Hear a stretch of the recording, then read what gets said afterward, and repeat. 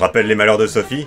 Oui, et je ne ferai pas le gag des adaptations. D'accord, mais c'est dommage, pour une fois que tu as plus de bien à dire de l'adaptation que de l'original. Me concernant, c'est pas si rare. Ce n'est pas parce qu'un livre est un classique que je me sens tenue de l'aimer au nom du bon goût. Et du coup, ce n'est pas rare qu'un classique que je découvre après ses adaptations me déçoive. Je préfère Peter Pan et les pirates à l'original aussi.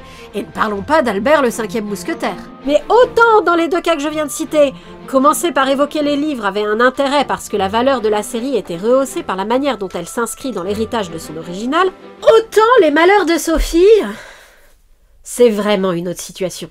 Même sans être aussi rebuté que moi par la lecture des livres de la comtesse de Ségur, on sera d'accord, je pense, pour dire que la série de 1998 ne fait pas une transposition sur un autre support de l'état d'esprit de l'œuvre d'origine dans l'espoir de la faire connaître et de donner envie de la découvrir, ou de rire en connivence avec d'autres amateurs de l'œuvre. Elle corrige cet état d'esprit et transforme des contes moraux au message pesant en mignonne histoire d'orpheline, classique certes, mais très plaisante à suivre, dans le but, supposons-le, d'exploiter tout le potentiel de l'histoire. Potentiel qui ne pouvait pas s'épanouir dans l'œuvre d'origine à cause de la dimension moralisatrice qui va parfois à l'encontre de l'esthétique et du scénario. Cette série étant l'histoire de Sophie revue et corrigée avec l'expérience et les valeurs du XXe siècle, il vaut mieux la décrire et revenir éventuellement sur la comparaison à l'œuvre d'origine au fur et à mesure de la description, afin de décortiquer les mécanismes qui font qu'en ne modifiant finalement pas grand-chose au matériau de base, ça le change autant et ça marche aussi bien. En outre, le malentendu de base du gag des adaptations ne peut pas marcher. Les malheurs de Sophie est uniquement le titre du premier opus de la trilogie que la série adapte. Premier dans la chronologie de l'histoire, s'entend, puisqu'il s'agit d'une préquelle publiée en 1858, après Les Petites Filles Modèles, roman principal publié en 1857, et avant Les Vacances, la suite des Petites Filles Modèles publiée en 1859. C'est un ordre à la One Piece avec une situation dramatique qu'on présente dans un premier temps, son origine qu'on expose dans un deuxième temps, et sa résolution qu'on montre dans un troisième temps. Un ordre à la Star Wars, oui! Il fallait prolonger l'expérience des Petites Filles Modèles, donc on a fait une préquelle dans un état d'esprit qui n'a rien à voir, et une suite qui part dans tous les sens. Et le fait que ce soit raté n'est même pas justifié par le fait que l'œuvre d'origine se termine par une fin fermée, vu que... Tu viens de dire que tu voulais d'abord présenter la série. Oui, vas-y. Normandie, fin du 19e siècle. Grâce à quelques indices temporels disséminés ça et là dans les épisodes, on peut déceler un premier changement fait à l'adaptation. La série se passe au moins quelques années après la publication des livres. Nous suivons le parcours de Sophie d'Orléans, 6 ans au début de la série, 9 à la fin, une petite fille un peu trop pleine d'énergie et d'imagination que sa mère, bienveillante mais trop psychorigide et stressée pour comprendre le caractère impétueux de l'enfant, a beaucoup de mal à gérer. L'absence du père, soucieux de sa famille mais occupé par son travail à Paris, n'y arrange rien. Madame d'Orléans comprend d'autant moins sa fille qu'on lui a également confié l'éducation de Paul, cousin de Sophie, que ses parents, peu intéressés par le travail de parents et trop occupés à vivre une vie mondaine épanouissante en ville, abandonnent de bon gré au château de Réan à la campagne pour ne pas l'avoir dans les pattes. Ce n'est pas une exagération, on y reviendra. Ébranlé par l'indifférence de ses parents envers lui, ou plutôt disons-le franchement par le fait qu'il le rejette, Paul, plus vieux que Sophie d'1 an, est, malgré l'affection profonde qu'il lui porte, l'exact opposé de sa cousine. Il est studieux, raisonnable, obéissant, sûrement dans l'espoir de plaire enfin à ses parents qui ne veulent pas de lui. Non seulement ça ne marche pas, mais ça n'encourage pas Madame d'Orléans à être plus indulgente envers Sophie, et les tensions entre la mère et la fille augmentent au fil des épisodes. Le destin finit par mettre fin à cette situation d'une manière effroyable. Au cours d'un fatal voyage en Amérique, la famille essuie une tempête qui ne laisse que Sophie et son père comme rescapés. Arrivé en Amérique, le père est profondément affaibli par l'aventure, et sentant sa santé décliner, il se dépêche de se remarier avec la première venue afin d'être sûr de laisser derrière lui un adulte pour s'occuper de Sophie. Malheureusement, la première venue en question, Fedora Fichini, qui a très probablement nourri quelques illusions sur les sentiments de Monsieur de Réan à son égard, prend assez mal le fait de n'avoir été épousée que pour cette raison. À la mort de Monsieur de Réan, elle fera donc payer cher son malheur à Sophie, en la battant et en la maltraitant. Le supplice ne prendra fin que lorsque Madame Fichini ramènera Sophie en France pour prendre possession du château de Réan. Là, Sophie retrouvera ses amis d'enfance, Camille et Madeleine, qui habitent le château voisin. Elle retrouvera également leur mère, Madame de Fleurville, qui, terrifiée par la façon dont l'enfant est maltraité par sa belle-mère, s'empressera de proposer à Madame Fichini de lui confier Sophie pour en être débarrassée. Ravie de se décharger de cette responsabilité, Madame Fichini accepte, et Sophie pourra aller se reconstruire dans un environnement plus chaleureux. Et Paul? Il faut en parler? La comtesse de Ségur n'a aucun scrupule à spoiler, elle. Elle annonce dès la fin des malheurs de Sophie que Paul réapparaîtra dans les vacances. N'ayons pas de scrupules non plus, de toute façon c'est un faux suspense. D'une part, durant le naufrage, Paul a été séparé du reste de sa famille et n'est pas sur la barque dans laquelle ses parents et Madame de Réan se noient. Ensuite, on a beau être dans une histoire qui parle sans scrupules d'enfants battus, expulser du scénario comme ça un personnage si angélique, si positif, ça n'aurait vraiment pas été esthétique. Les livres n'hésitent pas à faire des péripéties inesthétiques impliquant la mort de personnages si ça peut être l'occasion d'une bonne leçon de morale pour Sophie, mais la série met un point d'honneur à retirer de l'histoire ce genre de choses. Donc il est évident que quoi qu'il puisse se passer dans les livres, on va découvrir à la fin de l'histoire que Paul a survécu au naufrage lui aussi. De toute façon, même si ça ne suffisait pas, il suffit de regarder un listing pour constater que l'un des épisodes de la dernière partie de la série s'appelle « Le retour de Paul ». Ça aurait pu être une formulation poétique pour dire que les cendres de Paul, dont on a fini par retrouver le corps, ont été rapatriées en France. T'as écouté ce que je disais plus tôt ? Même si ça avait été le cas dans les livres, et rassurez-vous, ce n'est pas le cas dans les livres, la série a décidé qu'on était dans une histoire mignonne et feel good, pas dans Full Metal Alchemist. Les enfants mignons ne meurent pas. Il y a aussi une dimension morale, car la survie de Paul tient à ce qu'il a instinctivement préféré rester avec le commandant du bateau plutôt que d'aller mourir avec ses affreux parents dont on aura l'occasion de reparler. De toute façon, la série ne modifie aucun événement factuel important des livres d'origine. Ceci étant des contes moraux, il ne peut rien arriver de fâcheux aux vrais gentils. Bref, ne vous faites pas trop de soucis pour Paul, il reviendra. Mais à la fin de la série, pour récompenser Sophie d'avoir eu le courage de guérir des traumatismes que lui a laissé sa belle-mère. Son retour sera digne d'une pièce de Molière. Car il s'avérera que durant ses années d'exil, il était comme par hasard au même endroit que d'autres proches disparus, d'autres personnages rencontrés par Sophie entre-temps. Dire que Sophie est récompensée à la fin, c'est partir du principe que la série est sur son parcours personnel pour devenir une personne bonne et forte. Or, quand on y regarde bien, le sujet de la série, c'est plutôt la façon dont les adultes s'y prennent de manière inappropriée avec elle, puis dans un dernier temps, de manière assez appropriée pour qu'elle évolue dans le bon sens. Bon, techniquement, elle est plus âgée et a plus d'expériences douloureuses à son actif quand elle passe sous la garde de Madame de Fleurville que quand elle était sous celle de sa mère, donc le travail de Madame de Fleurville est peut-être un peu plus facile que celui de Madame de Réan. Mais Sophie traverse les événements en gardant le même caractère impulsif et énergique, et globalement les mêmes motivations complexes et contradictoires dans toutes ses actions. Et ça, la série le souligne assez pour qu'on se dise que, malgré le temps qui passe, c'est bien le changement de style d'éducation qu'elle reçoit qui est le paramètre décisif dans l'évolution de son caractère et son accès à la maturité. Encore une fois, les événements de la série sont factuellement les événements des livres. Or, leur lecture ne procure pas ce sentiment. Donc, il va falloir que tu expliques en quoi la série met en avant que la nature profonde de Sophie reste la même malgré le temps qui passe et les épreuves. Et bien par exemple, à un moment, durant la période où elle est sous la garde de Madame Fichini, Sophie vole des poires dans le jardin de Madame de Fleurville. Ce n'est pas à cause de la faim. Ça aurait pu, vu que Madame Fichini, entre autres ses vices, ne la nourrit pas assez. Mais elle vient de déjeuner au château de Fleurville et a pu manger à sa faim.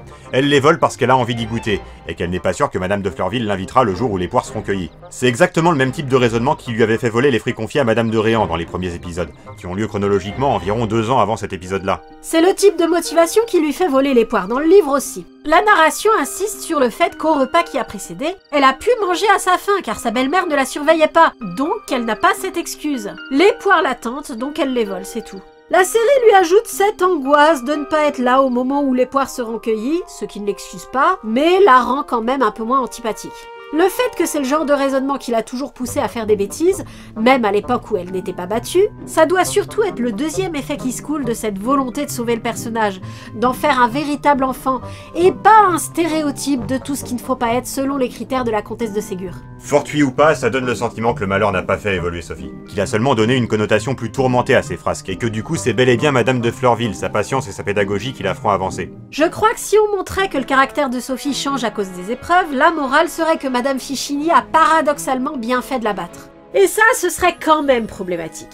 Donc il est important que les mauvais traitements ne servent à rien dans l'évolution de Sophie. Au contraire, ça renforce ses mauvais travers. Avant d'être privée de tout par Madame Fichini, Sophie aurait sans doute eu le réflexe de demander à être invitée pour la cueillette des poires. Elle aurait d'ailleurs probablement été grondée par sa mère pour s'imposer de cette façon. Quoi qu'il en soit, le résultat, c'est qu'il est difficile de déterminer si Sophie est l'enjeu de l'histoire ou son personnage principal. Un peu des deux, je pense, mais cet entre-deux n'est pas surprenant. La série est un bricolage de briques et de broc pour transformer une œuvre originale lourdement moralisatrice en histoire nuancée et intéressante. Le résultat est ce qu'il est, mais en tout cas, c'est efficace. Ce qui est mystifiant, c'est qu'il est obtenu sans rien inventer ni ajouter par rapport au livre. La psychologie de Sophie, ses motivations, les raisons de ses travers sont restées telles quelles. Ces éléments ont seulement été agencés d'une manière différente de l'œuvre originale pour mettre en avant les éléments qui justifient la conduite des personnages et leur donner de la cohérence et de la profondeur.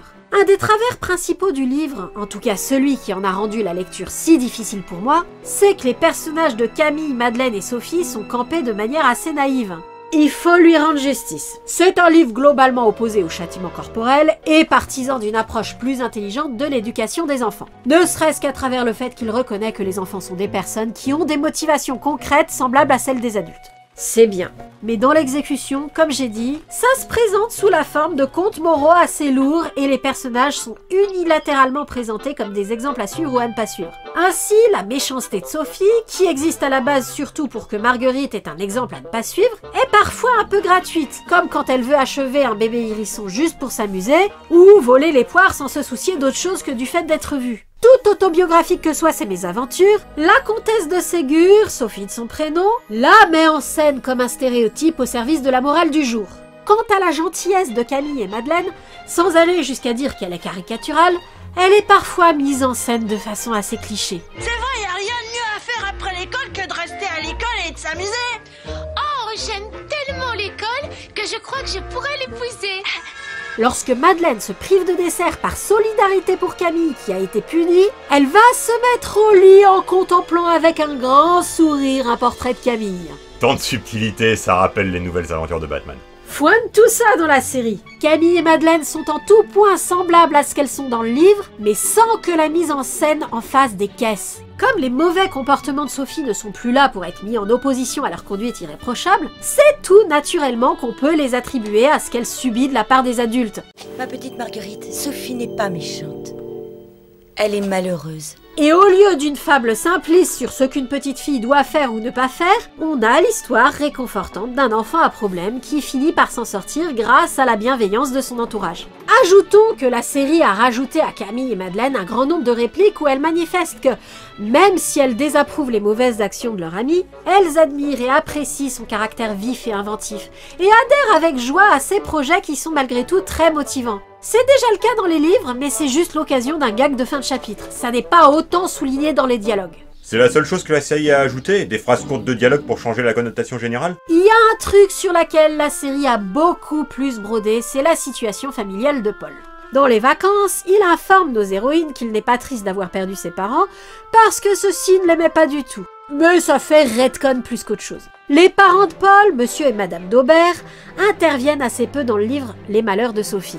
Certes, quand ils interviennent, c'est pour se moquer des travers de Sophie, mais tous les adultes le font. Et la narration peine à justifier pourquoi Paul est tout le temps au château de Réan au lieu d'être chez ses parents. La série a pris pour argent comptant la remarque de Paul dans les vacances et a rendu clair que non seulement les d'Aubert sont des connards, mais qu'ils abandonnent purement et simplement leur fils à Madame de Réan, ce qui explique pourquoi il est toujours avec Sophie. Sinon, il y a eu une modification majeure, c'est l'âge de Sophie. Elle a 4 ans dans Les Malheurs de Sophie et 6 ans dans Les Petites Filles Modèles. La série l'a vieilli de 3 ans. Ça a l'avantage de rendre sa conduite turbulente plus surprenante par rapport à ce qu'on peut attendre d'un enfant de son âge, et de rendre compréhensible la réaction de Madame de Réan devant cette attitude. Reprocher à une petite fille de 4 ans de ne pas arriver à contrôler ses impulsions est peut-être un peu trop dur. La chronologie des événements a été changée aussi. Certaines anecdotes sont imbriquées les unes dans les autres, et leur accumulation se fait moins ressentir. Ça aussi, ça sauve un peu le personnage de Sophie. Ce sont des ajustements relativement discrets, ils doivent pas être si mal au fond ces bouquins s'il y a besoin d'aussi peu de modifications pour les rendre appréciables. Admettons que ce soit moi qui ai juste du mal avec le style. Mais je t'assure que ces quelques ajustements sont décisifs sur mon appréciation. Relire les livres pour cette vidéo a été une torture. Je n'ai jamais autant souffert d'une lecture faite pour céder à elle. Et j'ai eu à lire un roman où Berlusconi massacre des enfants qui font du foot de rue. La série aurait dû me rebuter tout autant si ces ajustements avaient été juste discrets. Le fait que j'ai passé un aussi bon moment devant la série prouve qu'ils sont conséquents en réalité. Mais bon, puisque je parle des ajustements, il y en a un que j'ai pas encore évoqué. La série a censuré la mort des animaux. Dans les livres, l'irréflexion de Sophie cause la mort de nombreux animaux. Du moins, c'est ce que la comtesse de Ségur essaye de dire. Certains animaux meurent d'une façon que même un adulte n'aurait pas pu éviter à mon sens. Quoi qu'il en soit, ces animaux survivent tous dans la série et s'il n'est pas possible de les faire survivre sans changer radicalement l'anecdote, celle-ci n'a carrément pas été adaptée. Oh, c'est pas ça qui arrête la série. Dans l'épisode du Bouvreuil, le dit Bouvreuil survit, mais Madame de Réan en reparle dans un épisode ultérieur comme s'il était bel et bien mort. Oh maman, je vous en prie, un seul oiseau, celui-là. Pauvre bête. Elle est mieux là où elle est. Est-ce que tu as oublié ce qui est arrivé à mon Bouvreuil? Nonobstant, cette décision de faire survivre les animaux se comprend, et se comprend même indépendamment des considérations de censure. Si ces animaux meurent dans les livres, c'est pour montrer au lecteur que quand on désobéit, les conséquences peuvent être très graves. Si on retire la volonté moralisatrice du propos, comme a globalement à cœur de le faire la série, l'hécatombe parmi les animaux devient inesthétique. Mais ce qui est amusant là-dedans, c'est que du coup, on se retrouve dans une série qui censure la mort des animaux, mais pas celle des humains. Enfin, presque pas. Oui bon, si Madame de Réan réapparaissait en même temps que Paul à la fin de la série, même les plus petits spectateurs auraient trouvé ça trop positif, enfin trop factice. N'est-ce pas, Castlevania? N'empêche que tu me confirmes que tout ce qu'il y a de bien dans la série, ça doit venir des livres, puisque très peu d'éléments ont été modifiés par rapport aux livres. Ça se nuance. Déjà, qu'est-ce qui est bien dans la série? Plusieurs choses. En premier lieu, l'ambiance enfance des images d'Épinal qui se dégagent du contexte, le côté un peu bucolique de la vie à la campagne de la noblesse napoléonienne au 19e siècle. Ok, ça vient des livres. Mais c'est porté par une ambiance musicale très efficace, de fort jolis dessins, malgré une animation parfois un peu poussive, et un bon doublage, malgré des passages joués de manière étrange. Les jeunes acteurs ayant un peu de mal à articuler les phrases au style un peu désuet qui sont directement tirées des livres, mais parvenant tout de même à insuffler dans leur ton suffisamment de sincérité pour qu'on adhère à la scène. L'intrigue, qui porte sur l'histoire d'une petite fille qu'on sauve de son malheur et qui trouve le bonheur à la fin, c'est une histoire qui fait du bien. Ça vient aussi du livre, mais ce n'est pas l'histoire d'une petite fille qu'on sauve de son malheur dans le livre. C'est l'histoire d'une petite fille qu'on sauve de sa propre méchanceté, à laquelle elle aurait été abandonnée si elle était restée sous l'influence d'un tuteur méchant. C'est une histoire qui fait moins de bien. Les personnages, qui sont cohérents et attachants. Je sais, ça vient du livre, mais la série a corrigé ce qu'il faut et blablabla et blablabla. N'empêche que toutes tes phrases commencent par ça vient du livre. Il y a toujours eu un point de divergence entre nous. Tu considères que ne pas avoir d'éléments potentiellement intéressants dans une histoire, c'est pire que d'en avoir et de les saboter via une mauvaise mise en scène. Moi, j'ai toujours pensé le contraire. Donc oui, cette série prouve que les éléments contenus dans le livre sont intéressants en soi, puisque bien agencés, ils donnent une série passionnante et mignonne. Mais ce constat ne va pas me réconcilier avec les livres, au contraire. Je suis d'autant plus remontée contre eux maintenant que je vois que leur aspect moralisateur m'a empêché de profiter d'éléments scénaristiques pourtant très porteurs. Le fait que la série n'ait pas eu beaucoup d'efforts à faire pour tirer le meilleur de ces éléments n'est vraiment pas à l'avantage des livres. En revanche, les gens qui, comme toi, sont prêts à pardonner le potentiel gâché par un style narratif sentencieux, une structure de briques et de broc qui ne fait qu'assembler ensemble des anecdotes à vocation moralisatrice qui ne forment pas un tout cohérent, des choix scénaristiques étranges concernant le destin des personnages et les rares éléments de suspense spoilés en conclusion des tomes, sont en droit de me trouver sévère. Désolée, là pour le coup, c'est complètement lié à mes besoins personnels de lectrice. Quoi qu'il en soit, ce qui caractérise la série, c'est que, si on y réfléchit, l'histoire est plutôt racontée du point de vue des adultes au final, malgré le fait que Sophie reste le personnage central. L'enjeu est que Madame de Fleurville la sauve. Dans ces circonstances, Sophie n'a pas besoin d'être sympathique. Elle a besoin d'être un enfant, égocentrique, immature et irréfléchi comme un enfant, puisque c'est avec les adultes qui l'entourent qu'on suit l'action. Et ce sont les réactions de ces adultes aux frasques de Sophie qui structurent la série. En dehors des moments charnières où tout le monde meurt, bien sûr. Oui, je suis d'accord. Ce qui fait que ça fonctionne, c'est que la série tient pour évident un fait qui n'est pas dans le livre et ne doit pas l'être si souvent dans la vraie vie. Il est normal qu'un enfant joue. Il est normal qu'il s'agite, qu'il casse des trucs, qu'il fasse des expériences. Ça ne fait pas de lui un être méprisable qui mérite les malheurs qui découlent de ses bêtises et le mépris de son entourage. Ça fait de lui un enfant. C'est ça un enfant, un vrai. Un enfant qui n'est pas pour autant un petit être divin en contact avec la vérité suprême de l'univers et qui n'aura jamais tort. Un enfant normal, un enfant de la vraie vie. Un qui manque de maturité, de réflexion, de conscience de l'altérité et de patience. Un être qui n'est pas encore adulte, qui n'est pas encore accompli, qui n'est pas encore admirable, mais qui n'est pas méprisable pour autant. Il est pas fait, il a encore à se cultiver, il a à apprendre. Le message des malheurs de Sophie, la série, malgré le côté image d'Épinal que donne l'ambiance et l'aisance matérielle dans laquelle vivent nos personnages, c'est que l'enfance n'est pas une période idéale, que l'enfant n'est pas un être idéal, et pour autant que ce n'est pas un être qui mérite le mépris des adultes. L'histoire est déculpabilisante pour les enfants et rassurante pour les parents à qui la fiction a vendu pendant des décennies des enfants parfaits et se retrouvent avec de vrais petits électrons libres en train de courir partout dans la maison, sans qu'il soit possible de les convaincre d'obéir. Les enfants, ça joue.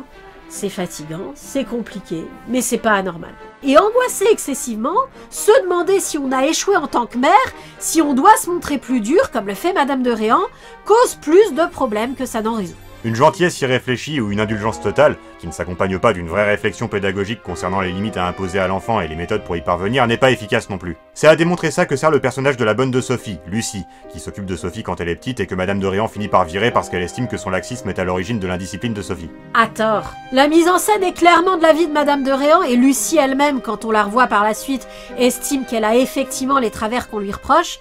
Mais concrètement, je ne vois pas ce que Lucie aurait dû faire différemment, à part rester sur le dos de Sophie 24 heures sur 24 sans jamais la quitter des yeux, ce qui n'est pas possible. Pour le coup, dans le livre, elle se fait virer parce qu'elle a laissé Sophie se goinfrer de pain et de crème jusqu'à en avoir une indigestion. Dans la série, elle se fait virer pour ne pas avoir anticipé qu'en parlant des cheveux de Camille qui frisent sous la pluie, elle donnerait l'idée à Sophie de se mettre la tête sous la gouttière dans l'espoir d'avoir les cheveux frisés. Franchement, qui aurait anticipé ça ?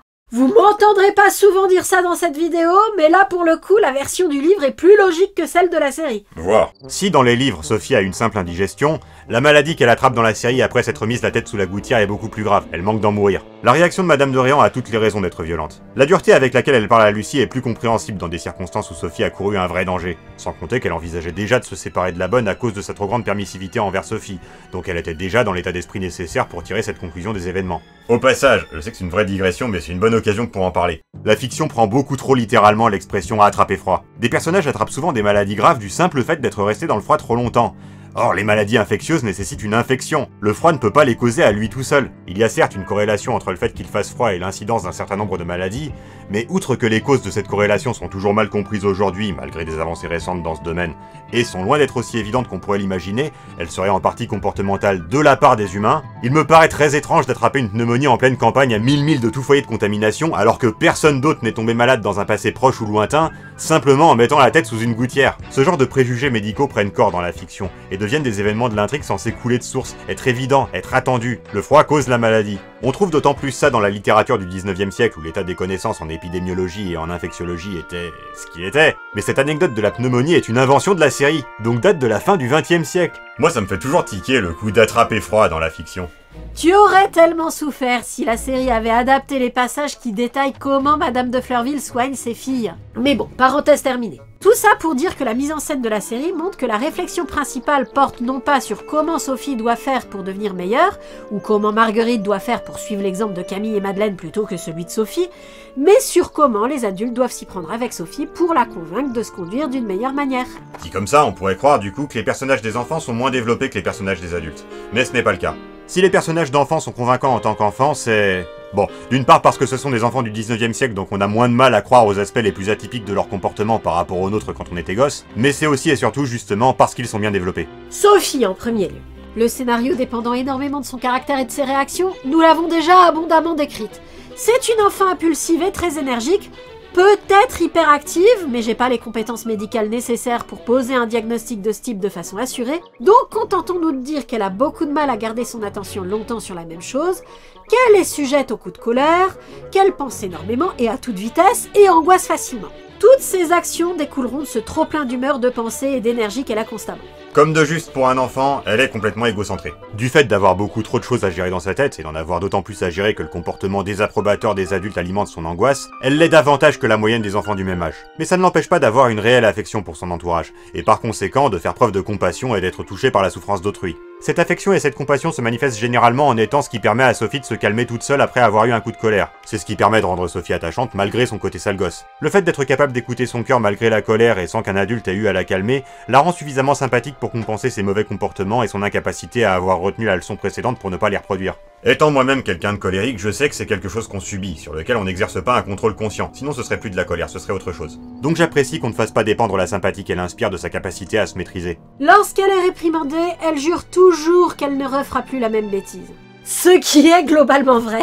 C'est juste qu'elle est assez inventive pour faire tous les jours une connerie différente. Ses amis et son cousin la qualifient régulièrement d'amusante. En effet, si toutes ces idées sont présentées comme étant farfelues, voire dangereuses, il semble que Paul, Camille et Madeleine soient trop engoncés dans leur carcan d'enfant-sage pour avoir des idées de jeu par eux-mêmes, et ne sauraient pas trop quoi faire de leur temps si Sophie n'était pas là pour leur proposer des projets. Les 10 projets ne pourraient pas être menés à bien s'ils ne les ajustaient pas avec leur sens pratique, que Sophie ne possède pas, mais ils n'existeraient pas du tout si Sophie n'était pas là pour donner l'impulsion. Du fait de ne plus servir de modèle dans une histoire moralisatrice, Camille et Madeleine sont un peu les Jack et William Dalton de la bande. Elles sont matures, responsables, réfléchies, douces et compatissantes, mais ont un sens de la justice suffisamment aigu pour se mettre en colère quand elles voient un être faible être maltraité devant elles, et se priver volontairement par solidarité. Elles savent également faire preuve de reconnaissance envers qui s'est dévoué pour elles. Mais leur présence servant avant tout à commenter les actions et l'évolution de Sophie, elles auront surtout le rôle de cœur antique dans l'intrigue. À noter que la série a changé leur apparence physique. Elles sont censées être blondes et châtain clair dans le livre. C'est Paul qui, dans cette série, joue le rôle de l'enfant sage là pour montrer tout ce que Sophie n'est pas et que les adultes voudraient qu'elle qu'elle soit. S'il est judicieux de lui avoir laissé ce rôle à lui seul et de l'avoir retiré à Camille et Madeleine, c'est que l'arc des petites filles modèles, où Camille et Madeleine sont particulièrement présentes, est l'arc de Madame Fichini, qui traite de sujets comme la maltraitance des enfants et la guérison après un traumatisme. Les sous-intrigues sur le fait d'apprendre à Sophie à compter 2 par 2 et lasser ses chaussures y ont beaucoup moins leur place que dans l'arc précédent le naufrage, celui de Madame de Réan, où Sophie est enfant dans une famille stricte mais aimante, et où son incapacité à retenir les leçons est source de tensions dramatiques entre elle et ses parents. Petite parenthèse. Quand nous avons vu la série pour la première fois, à sa première diffusion, nous connaissions l'intrigue puisque les livres sont assez connus. Mais je me mets à la place de quelqu'un qui entame la série sans savoir ce qu'elle raconte. L'irruption brutale de la tragédie après une petite dizaine d'épisodes qui parlaient de bêtises innocentes doit vraiment faire un drôle d'effet quand on n'est pas au courant. Car à part un foreshadowing un peu lourdeau sur lequel on reviendra, le style très doux de la série avant le naufrage ne préfigure en rien le drame qui frappe les personnages. Le générique lui-même ne contient que des images de ce premier arc. Rien ne prépare le spectateur à la violence incroyable et totalement assumée de l'arc de Madame Fichini. Quand on y songe, ce contraste, cette irruption brutale de Madame Fichini et de son extrême violence dans l'intrigue, choque même le spectateur qui est au courant. La preuve, quand Madame Fichini meurt à la fin, le récit évasif de comment elle s'est retrouvée à agoniser nous a donné l'impression très nette qu'elle avait attrapé une MST. Son mariage en Italie a été bien malheureux. Le soi-disant comte Blagowski qu'elle a épousé était un ancien bagnard. Madame Fichini est très malade, Sophie. Alors que, vérification faite dans le livre, c'est pas du tout ça. Non, on a pensé ça parce que c'est un personnage tellement glauque qu'il nous a semblé évident que la description vague de ses mésaventures cachait un truc dans ce style. Quoi qu'il en soit, vous voyez bien que la question de ce à quoi Sophie ne ressemble pas alors qu'elle devrait a plus sa place dans les premiers épisodes que dans les derniers. Ce n'est pas la seule chose qui rend judicieux le fait de laisser le rôle de l'enfant sage à Paul et uniquement à lui. Si c'est judicieux, c'est aussi parce que la situation personnelle de Paul, mal aimé de ses propres parents malgré son attitude exemplaire, il y a chez ce garçon quelque chose de sournois qui m'exaspère. Et que diriez-vous si vous étiez la mère de Sophie? Moi j'aurais une fille, ma chère. Permet de relativiser l'importance d'avoir un bon comportement chez un enfant. Quelqu'un qui a besoin que vous soyez parfait pour vous aimer ne vous aime pas réellement. Il aime un modèle auquel il vous demande de vous conformer, pas quelque chose qui vient de vous. Et l'affection que ce quelqu'un vous porte si d'aventure vous réussissez à être parfait est factice. En accord avec cette idée, la série affirme qu'il n'y a pas de rapport de cause à effet entre combien un enfant est sage et combien il est aimé par ses parents. Donc que l'amour familial n'est pas conditionné à ça. S'il faut avoir une bonne attitude, c'est pour éviter des problèmes à son entourage et à soi-même, mais pas pour être aimé. Être aimé ne dépend pas de ça. Est-ce que ça tombe pas sous le sens, ça? Pas tellement. Je connais assez peu de familles où parents et enfants s'entendent bien, et je vois bien que les tensions entre les différents partis ont rarement à voir avec la valeur personnelle des enfants en question. Je me permets une digression personnelle. Certains d'entre vous savent que j'ai tenté, il y a environ 15 ans, de devenir professeur des écoles, mais que j'ai dû donner ma démission au bout d'1 an et 1 mois car je ne parvenais pas à tenir ma classe. Régulièrement à cette époque, et régulièrement depuis, on me demande si j'en veux à mes élèves de m'avoir forcé à renoncer à mon rêve d'enseigner en ne m'obéissant pas. La question est absurde. Non, je ne leur en veux pas. J'en veux au système qui ne m'a pas fourni la formation qu'il me fallait, ou m'a laissé parvenir à ce poste alors que je manquais d'une capacité indispensable et qui n'était pas prévue d'enseigner aux nouveaux arrivants. Mais je n'en veux pas aux enfants. C'était des enfants. Un enfant n'est pas responsable de l'échec d'un adulte. Un enfant n'est pas responsable du tout. S'il était responsable, ça n'aurait aucun sens d'être prof. Je ne dis pas ça pour culpabiliser les adultes, car le métier de parent est compliqué, et il est normal de ne pas tout réussir. D'ailleurs, si la série fait en sorte de montrer que Madame de Réan n'est pas irréprochable, et que sa rigidité provoque plus de problèmes qu'elle n'en évite, elle fait aussi en sorte de montrer qu'elle est de bonne volonté, qu'elle fait de son mieux, qu'elle aime sincèrement Sophie, et se soucie de son bien, et que c'est par amour qu'elle est aussi rigide. Et par faiblesse. D'ailleurs, même Madame Fichini reconnaît à la fin que ce qu'elle a été envers Sophie, elle l'a été par faiblesse. C'est un élément récurrent. À part les Daubert, qui sont décidément des sales cons, les personnages chargés d'éduquer Sophie, que ce soit sa mère, sa bonne, son père ou Madame Fichini, échouent à cause de faiblesses que Madame de Fleurville n'a pas. N'anticipons pas. Rappelez dans cette série que l'amour qu'on obtient des parents ne dépend pas de sa capacité à être sage, les seules choses qui en dépendent sont nos conditions de vie et les conditions de vie de notre entourage, c'est une bonne chose à mon sens. Quoi qu'il en soit, Paul est un garçon parfait, sage et réfléchi, généreux et affectueux, qui n'hésite pas à se blesser ou se mettre en danger pour protéger sa cousine, et l'aime de tout son cœur malgré la méchanceté dont elle fait souvent preuve à son égard sous le coup de la colère. Ajoutons à ça qu'il est studieux et excellent élève, intelligent et appliqué, Bref, s'il n'avait pas en lui cette profonde blessure liée au désamour de ses parents, il pourrait bien devenir insupportable de perfection et difficilement crédible comme personnage. La négligence dont il fait l'objet transforme ses caractéristiques en éléments tragiques, ce qui fait qu'on y adhère plus volontiers, d'autant que malgré tous ses accès de rage, Sophie est celle qui, par son inventivité et sa vivacité, distrait Paul de cette douleur et le console, ce qui lui permet de briller et compense largement le fait qu'elle ne soit pas une enfant modèle comme lui. Dans les premiers épisodes, l'amour profond qui unit Paul et Sophie malgré leurs différences de caractère est ce qui maintient devant la série et donne envie de voir l'épisode suivant. Je serai marin quand je serai grand.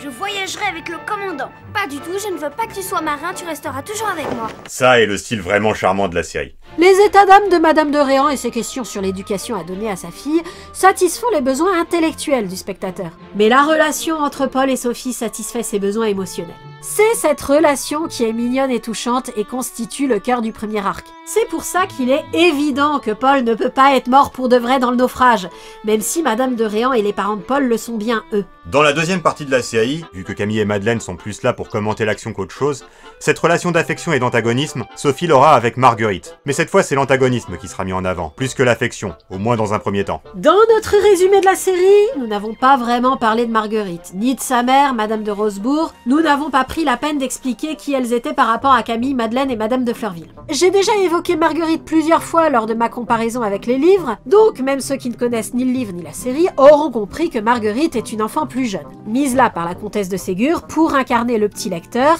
qui doit choisir entre la sagesse de Camille et Madeleine et l'indiscipline de Sophie comme exemple pour déterminer sa propre conduite. Mais si on doit la présenter plus amplement, ce serait bien de dire qui elle est et ce qu'elle fait là. Ok, Marguerite et Madame de Rosebourg sont des squatteuses qui se sont incrustées au château de Fleurville en prétextant une migraine et se permettent après des remarques désobligeantes sur Madame Fichini quand elle s'invite à dîner. Tu es méchant.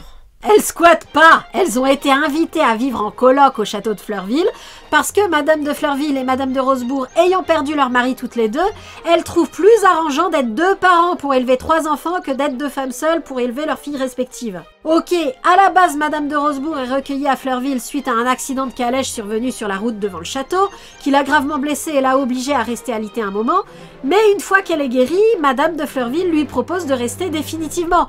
Et c'est un arrangement donnant-donnant, y a pas de squattage qui tienne. Oh bon. Enfin, de toute façon, Marguerite et Madame de Rosebourg sont là dans un but précis. Elles servent au dénouement à la Molière que j'ai évoqué plus tôt. Comme par hasard, le bateau sur lequel la famille de Sophie a fait naufrage, la Sibylle, était le bateau commandé par le père de Marguerite, le commandant de Rosebourg. C'est au cours de ce même naufrage qu'il a disparu, laissant seule sa femme et sa fille. Et ça ne s'arrête pas là!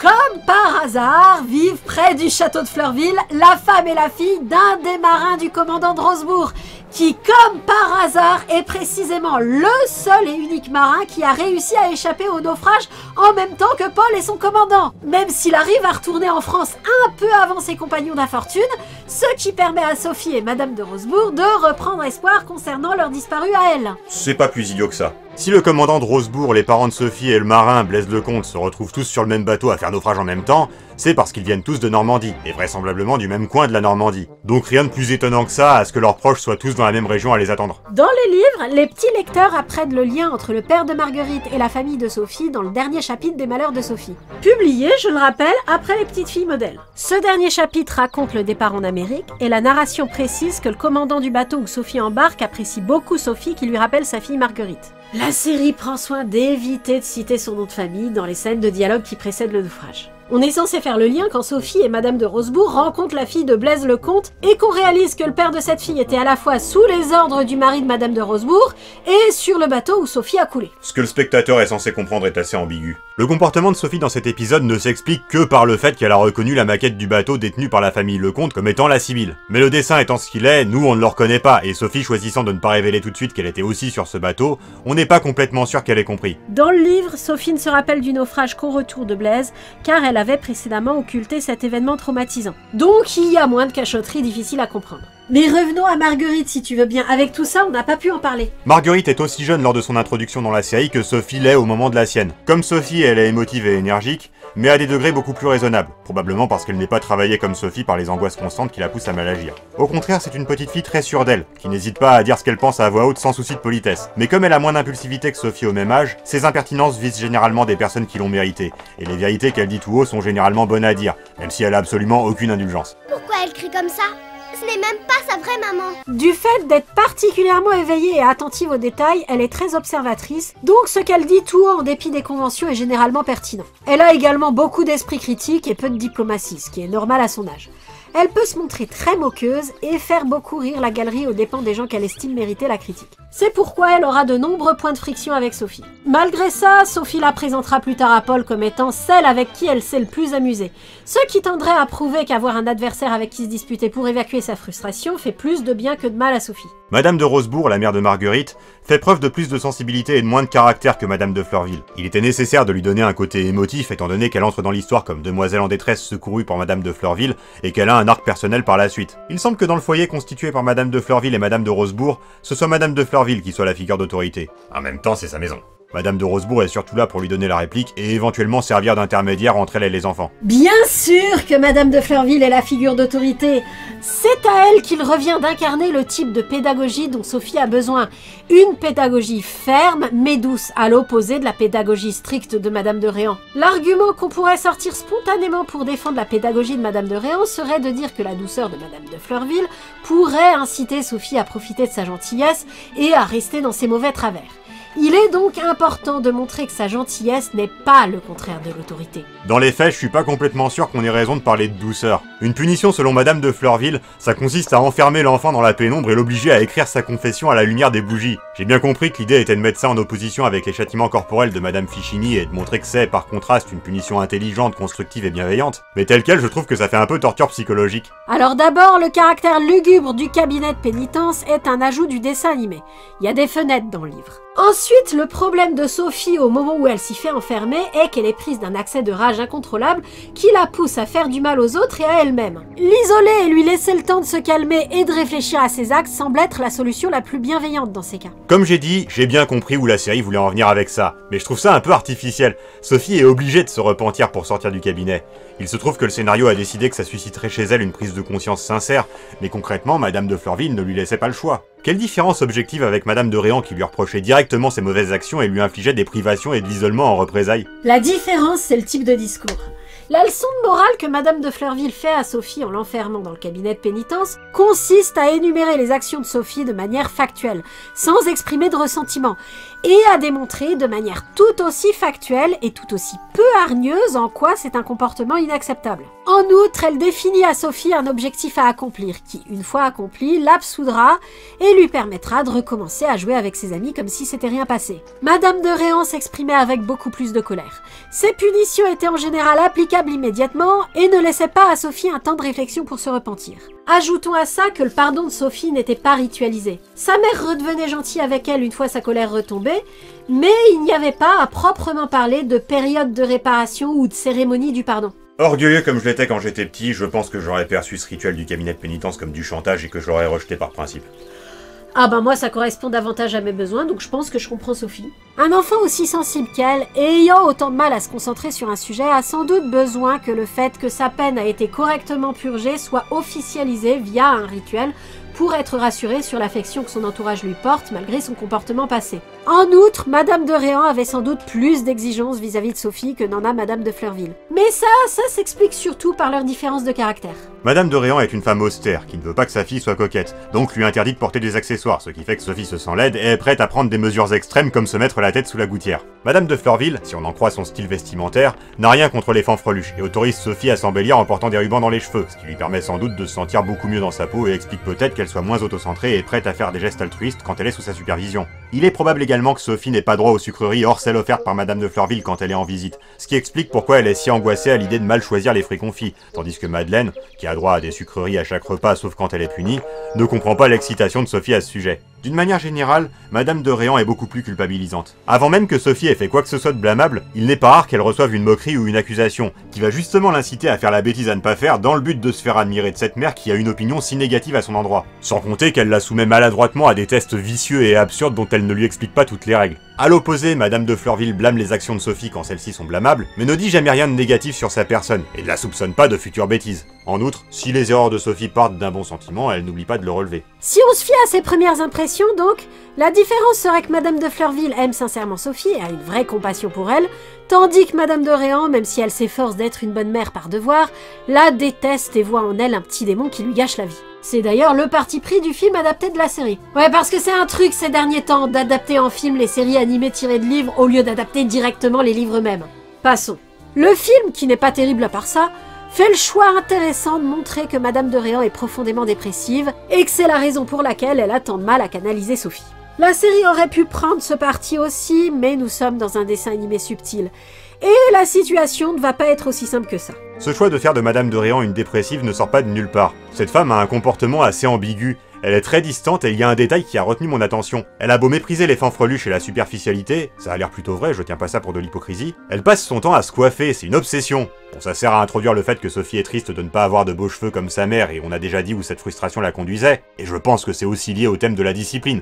Madame de Réan a des cheveux bien lisses qu'en plus elle discipline en permanence, donc c'est quelqu'un qui est dans la maîtrise de soi, alors que Sophie a des cheveux un peu plus compliqués à discipliner et est incontrôlable. Mais il n'empêche, c'est vrai que la mère de Sophie ne donne pas l'impression d'être très bien dans sa peau. N'empêche, Madame de Réan aime Sophie, elle le manifeste malgré tout à plusieurs reprises. Même en admettant que c'est pas non plus un amour fou et que Madame de Réan est quelqu'un qui n'aurait jamais dû être mère, dire qu'elle n'aime pas Sophie reviendrait à la mettre dans le même panier que les parents de Paul, et ça ce serait vraiment injuste. Le mépris qu'elle n'a aucun scrupule à manifester vis-à-vis de sa fille est donc un véritable choix pédagogique. Une stratégie destinée à pousser sa fille à se conduire mieux pour mériter un meilleur traitement. Après sa mort, les personnages insisteront beaucoup à ce sujet. Madame de Réan était sévère, mais juste. Elle était sévère, mais juste. L'insuccès de cette stratégie est le seul élément que la mise en scène s'autorisera à donner pour nous permettre de conclure que ce n'est pas une bonne méthode. On n'est pas dans le jugement vis-à-vis de Madame de Réan, mais dans le constat, son style d'éducation ne fonctionne pas. Si on veut pousser l'analyse un peu plus loin, on peut trouver des explications à comment les deux femmes, pourtant amies, ont pu devenir des éducatrices si différentes. Madame de Fleurville ayant perdu son mari à la guerre et ayant dû faire face à ce deuil avec ses deux filles, elle a sans doute trouvé prioritaire de se préoccuper de leurs sentiments plutôt que de leur éducation, pour les aider à surmonter cette épreuve. Madame de Réan, elle, n'a pas vécu pareille expérience au moment où l'histoire commence. Son mari étant en charge du développement des chemins de fer en France et sa belle-sœur étant régulièrement mobilisée avec son époux par des événements mondains, elle subit sans doute une pression de la société sur la qualité de l'éducation de ses enfants. Pression qu'on épargne à Madame de Fleurville, jeune veuve seule avec des enfants en bas âge en pleine cambrousse normande. En outre, la présence de Paul aux côtés de Sophie n'étant pas à l'avantage de cette dernière, ça doit rajouter à la pression. Ce sont des extrapolations.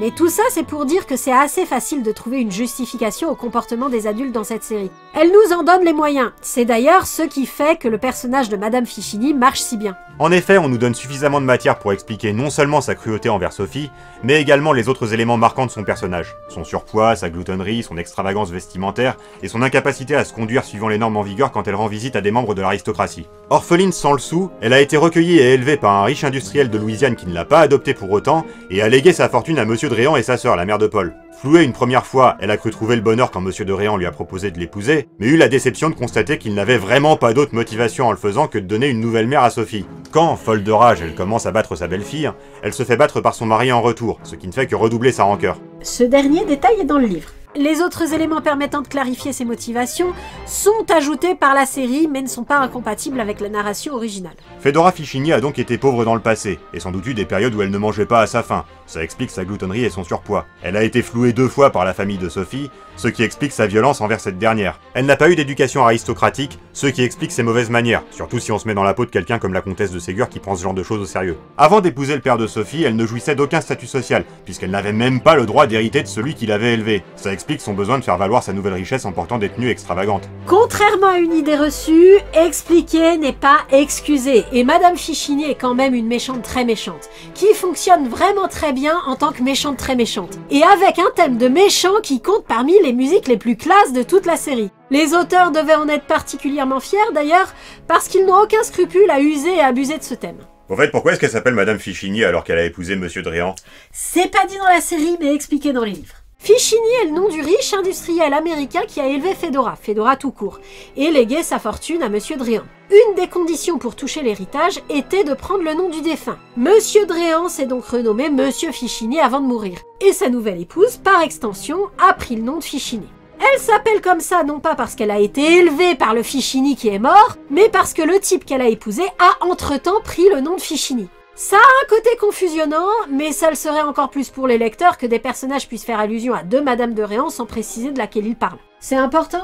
Non, mais ça m'a interpellé pendant le visionnage, Car on nous présente quelqu'un qui s'appelle Madame Fichini alors que c'est pas logique avec le reste des dialogues vu cette histoire d'héritage. Je n'aurais pas été contre une remarque en passant pour l'expliquer. C'est pas comme si la série avait des scrupules à raconter les choses du point de vue des adultes. Quoi qu'il en soit, le développement autour de Madame Fichini n'ont pas pour effet d'atténuer sa méchanceté, mais d'en faire une bonne vilaine, d'autant plus effrayante que son personnage est crédible. Les personnages de cette série sont vivants et crédibles. Bon, les personnages masculins le sont peut-être un peu moins, mais ça c'est typique des séries pour filles. Paul est très vivant et crédible. Je ne parle pas de Paul, mais de Jean et Léon de Rugès, les cousins de Camille et Madeleine, qui sont respectivement le love interest de service et le méchant garçon de service typique des séries pour filles. Jean est gentil et il est amoureux de Sophie. Léon est méchant et il va recevoir de bonnes leçons. Ça ne va pas plus loin. On se demande presque s'il était nécessaire d'introduire ces personnages. Ce sont tous les deux des personnages tirés des vacances. La série a même retiré un troisième garçon, Jacques, sans doute parce que ça commençait à faire beaucoup d'enfants à mettre en scène, et que Jacques ne fait au final rien qui ne puisse être réattribué à Marguerite ou Sophie. Quoi qu'il en soit, même s'il s'agit de personnages assez peu développés, leur arrivée à Fleurville dans les derniers épisodes n'est pas inutile. Elle coïncide avec une période où Sophie, qui a surmonté ses années de souffrance auprès de Madame Fichini, peut maintenant participer à des jeux et faire partie d'une bande de gamins. Bref, avoir une enfance ordinaire. C'est ce qu'on avait besoin de voir pour avoir la preuve qu'elle est guérie. Jean et Léon garantissent ça. La série marche beaucoup comme ça, en introduisant des éléments et en laissant le spectateur constater l'effet que ça fait, sans faire de commentaires appuyés pour attirer l'attention dessus. La guérison de Sophie est constatée parce qu'elle joue avec Jean et Léon. Le fait que cette histoire se passe à une époque ancienne où les mœurs étaient différentes d'aujourd'hui n'est pas spécialement commenté non plus, c'est juste mis là. Outre le vocabulaire vieillot employé par les personnages du fait que leurs répliques sont parfois tirées du livre, la série n'a aucun scrupule à mettre en scène des choses désuètes comme Madame de Réan qui critique sans pression le parler paysan devant ses domestiques, ou les bonnes qui embrassent les enfants sur la bouche comme si c'était parfaitement naturel. Les ajustements qui ont été faits l'ont été pour rendre l'histoire moins violente et plus intéressante, mais jamais pour la moderniser. L'ambiance 19e siècle est intacte et paraît crédible. Parlons technique maintenant. L'animation n'est pas toujours très bonne. À partir de l'épisode du naufrage, l'histoire se prête à mettre des flashbacks réguliers, donc on ne se prive pas de faire appel aux images recyclées. Il y a parfois même une assez mauvaise balance des sons, mais curieusement, l'ensemble ne fait pas cheap pour autant. Le réalisateur, Bernard Derriès, disait beaucoup en interview au sujet des mystérieuses cités d'or, sur lesquelles il a également travaillé, qu'il avait appris des japonais au cours de leur collaboration sur la série beaucoup de trucs et astuces typiques des animés pour faire plus avec moins, pour valoriser au maximum une animation concrètement bon marché et pas terrible. Il est possible qu'il ait réutilisé une partie de ces astuces dans Les Malheurs de Sophie. En tout cas, les insuffisances techniques passent la plupart du temps totalement inaperçues devant l'efficacité de la mise en scène. Mise en scène qui n'est pas exemple de couac. Quelques incohérences se glissent. Quand Sophie enterre sa poupée parce qu'elle est dans un état lamentable, elle parle du fait que la dite poupée s'est entre autres cassé un bras, alors que dans l'image, c'est le pied qui s'est cassé. Oui, je sais, c'est le bras dans le livre. Et comme on l'a dit, le bouvreuil qui meurt dans le livre a beau survivre, Madame de Réan en parle par la suite comme s'il était mort. Mais le récit reste dans l'ensemble assez cohérent et bien rythmé pour empêcher ces détails de faire décrocher de l'action. Sa progression paraît très naturelle, malgré les changements radicaux de ton qui ont lieu au gré de l'enchaînement des arcs narratifs. La série gère le passage du temps d'une manière qui véhicule aussi bien une sensation de continuité que de changement. Un exemple important. Sophie grandit au cours de l'intrigue. Ça se fait par ellipse, ce qui est plus simple à exécuter que si ça devait réellement se faire progressivement comme dans Hikaru no Go, mais il n'empêche que le résultat est assez remarquable. Elle a toujours le même aspect général, et on a besoin de voir les flashbacks en images recyclées pour vraiment se rendre compte à quel point elle a changé. C'est très convaincant. Que ce soit du point de vue des visuels, de la musique, du ton des épisodes ou de la structure, c'est une série qui fait une bien meilleure impression générale que la très grande majorité des séries de son époque, c'est-à-dire la fin des années 90. Bon après, je suis pas très fan du foreshadowing assez peu subtil que la série se permet au moment où les événements tragiques approchent. Sophie qui perd sa mère dans le grand magasin pour prophétiser qu'elle va perdre sa mère tout court, le voilier miniature qui coule pour prophétiser que la famille va faire naufrage, la figurine en sucre représentant Monsieur Dréan qui tombe par terre et est piétiné par Madame Fichini au mariage. Moi j'aime bien. Déjà, comme tu l'as dit, quelqu'un qui aborde la série sans savoir de quoi ça parle risque d'être surpris de voir que ça tourne à la tragédie au bout d'une dizaine d'épisodes. Le foreshadowing permet de préparer ça un peu plus en douceur que si on balançait la scène du naufrage ou la mort de Monsieur Dréan sans préparation. Ensuite, c'est peut-être pas subtil, mais c'est joli, ça souligne la tragédie et ça véhicule assez bien l'émotion. Ok pour le foreshadowing. Si on parlait de la fin. Quoi, la fin ? La série se termine par un épilogue, comme tu les aimes, pour montrer le destin idyllique vécu par les personnages à la suite des événements de la série. Non, ne me dis rien, c'est dans les livres ? Oui, mais... Dans le livre, c'est évacué rapidement en une page, tandis que dans la série, c'est soigneusement détaillé et mis en scène. Et tous les éléments détaillés, genre qui finit marié avec qui, c'est conforme au livre? Bah, le petit Jacques n'existant pas dans cette continuité, sa future femme est célibataire dans l'épilogue. Tant mieux, parce qu'elle est en train de fêter ses 10 ans. Et le commandant de Rosebourg n'adoptant pas Sophie, le tuteur masculin de celle-ci, qu'elle finit par appeler père, est Monsieur Drugès, le frère de sa mère adoptive, Madame de Fleurville. Mais à part ça, oui, tout est laissé tel quel.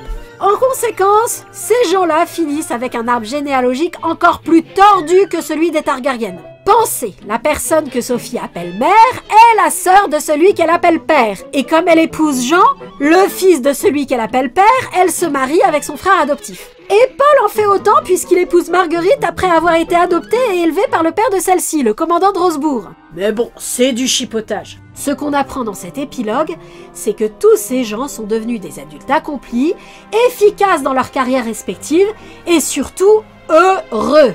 Pour avoir su tirer par sa mise en scène le plein potentiel de la trilogie de la comtesse de Ségur et la rendre aussi passionnante, les malheurs de Sophie méritent qu'on s'en souvienne.